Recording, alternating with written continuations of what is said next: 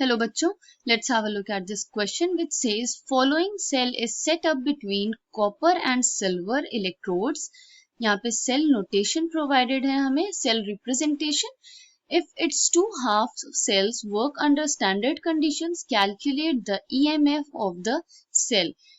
Given are the values of standard reduction potential of silver and copper electrodes. In values के basis पे we have to calculate the EMF of the cell.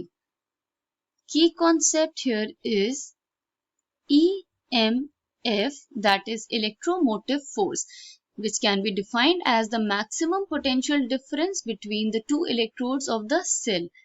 अब जो cell notation या cell representation हमें provided है हम उसे देख लेते हैं. तो it is Cu2 plus ions divided by a salt bridge. ये 2 बार से हम salt bridge को डिनोट करते हैं. Ag plus ions and Ag. Cell representation जो होता है उसमें हमें पता है जो लेफ्ट हैंड साइड पे जिसे हम डिनोट करते हैं that is oxidation half,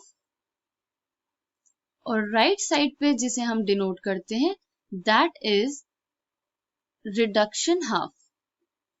okay, तो ये स्टैंडर्ड है इसको सेल नोटेशन का. लेफ्ट हैंड साइड पे ऑक्सीडेशन एंड राइट साइड पे रिडक्शन. अब ई नॉट सेल हम देख लेते हैं हम कैसे कैलकुलेट करते हैं. It is given by the equation E not cell equals to E not reduction minus E not oxidation.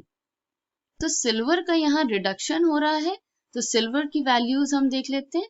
It will be plus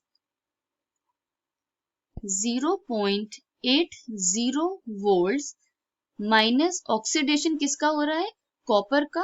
तो अब हम कॉपर की वैल्यू लिख लेंगे माइनस प्लस 0.34 वोल्ट्स. इसको कैलकुलेट करेंगे and this value will come out to be 0.46 volts. So we have calculated the EMF or electromotive force of the cell using the standard reduction potential values of copper and silver. I hope you understood it well. Thank you and best of luck.